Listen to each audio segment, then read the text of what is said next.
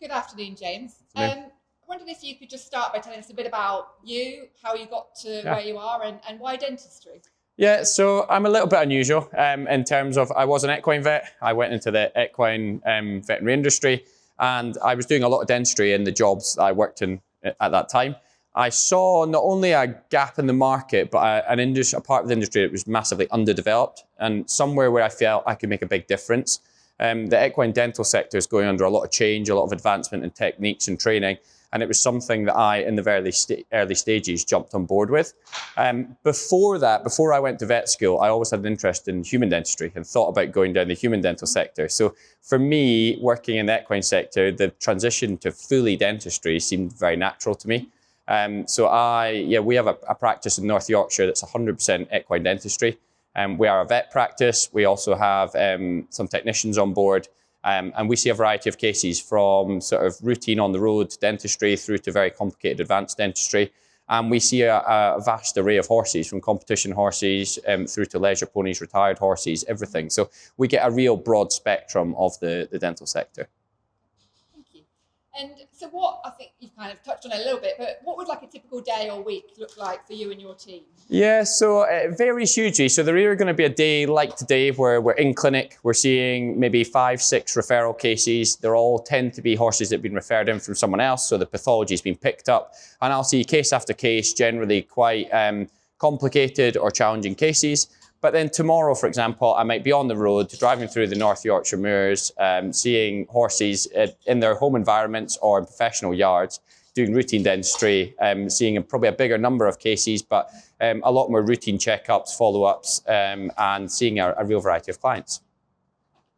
And then, so when you first meet a horse and an owner, what would be the typical information that you need from the owner about that horse and the history? Yeah, I mean, to us, a big thing is age. So horses' dentistry changes hugely with age. So age is a big factor.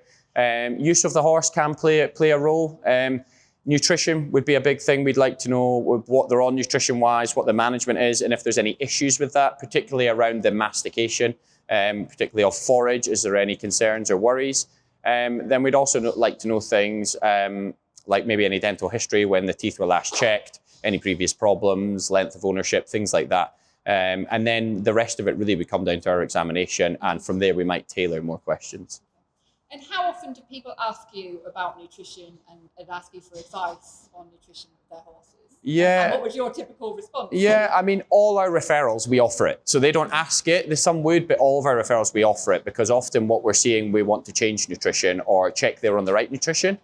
But in terms of the routines, I would say 80% plus would ask us some question about either their current nutrition or should they change, or they may have concerns about other factors of the horse that would sort of overlap with our dentistry. So yeah, very, very regularly. And are there any sort of health conditions related to the teeth that are caused by nutrition? Have you got any examples? Yes, there are. So yeah, there's some elements of poor nutrition potentially. Now I say poor nutrition and poor choice for that horse. It's not that there's a problem with the nutrition itself, but for that horse, it's the wrong match.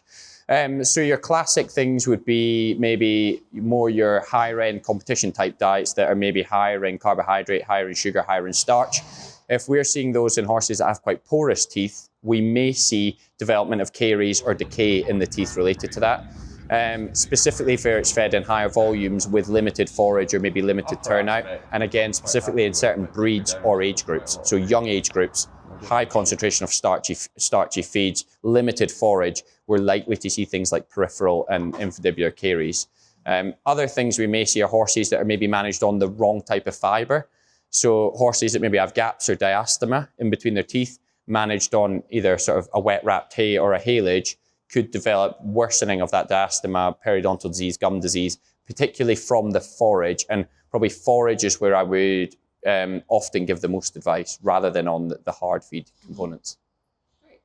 And so aside from the sort of starch sugar component, are there any feeds sort of on the market in terms of that are specifically designed for dental issues or supplements, do you know of? Not specifically that I'm aware of for dentistry.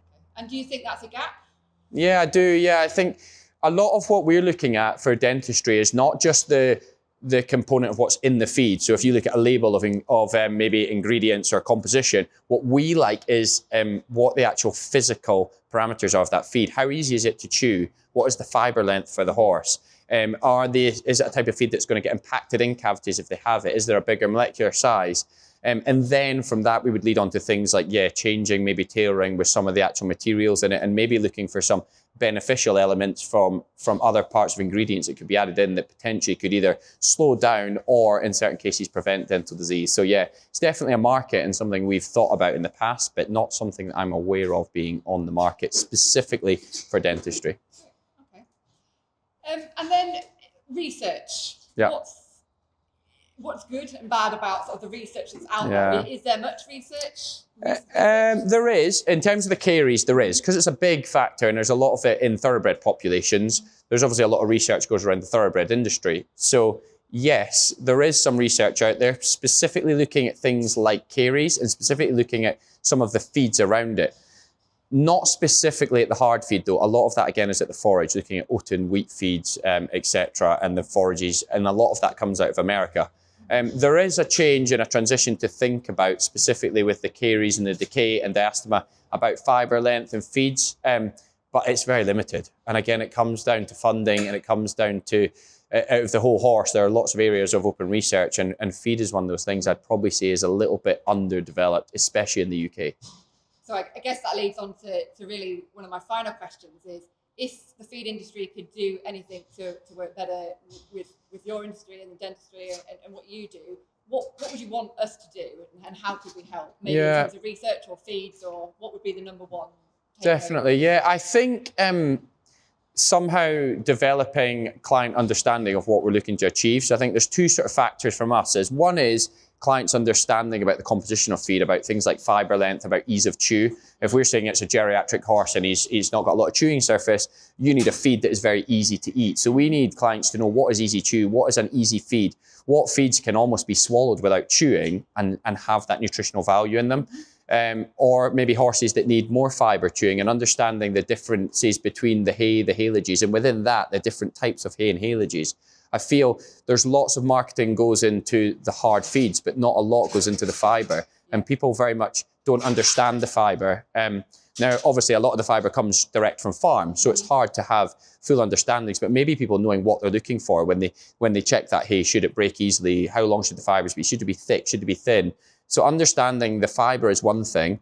The other thing is having some sort of standardised format on the feed companies to say, what is in those feeds. When you go into a feed store and you look at all the different types of feeds, it's very hard to compare brand to brand because the labeling is different and maybe some of the descriptions are different. So having some sort of standardized format that people can go into a feed store and they can compare freely and openly with it very clearly showing what is in the feeds.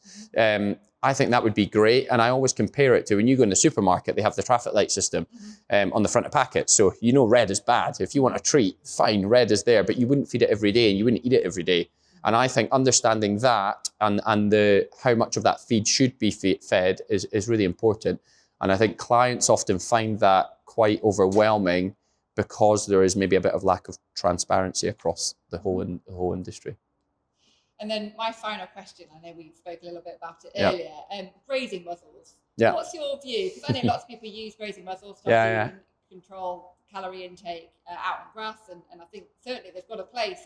What's your view on grazing muzzles and the different types that are out there in terms of dental health? Definitely. I originally was quite against them because the initial sort of early models were very firm and very hard, and the horse's repetitive movements were damaging the incisor teeth. I think a lot of the companies have addressed that now, and across the market there are a lot better muzzles available. I think they should be relatively soft on the incisor, so they shouldn't have a sort of hard plastic insert to them. They should be either softer and flexible or maybe a fabric. I think the other key element is understanding how to fit them and fitting them properly so that they're actually doing what they are meant to be doing and you are getting true limitation. It's not complete elimination of the grass, it's control of how much their intake. and managing when they're on the horses. They can't be on 24/7. They need to have breaks out of them.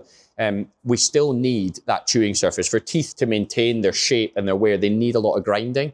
If we're only getting a small amount of grass, then that's not enough. So we have to have a time away from that where they're getting access to fibre, where they can do that chewing. And that can be generally fed as a hay or a soaked hay if they're wanting to minimise grass, if we're talking about muzzling.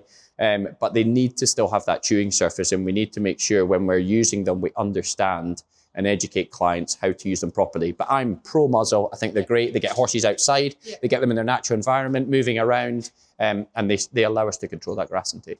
Great. Well, thanks so much for your time. Thank you.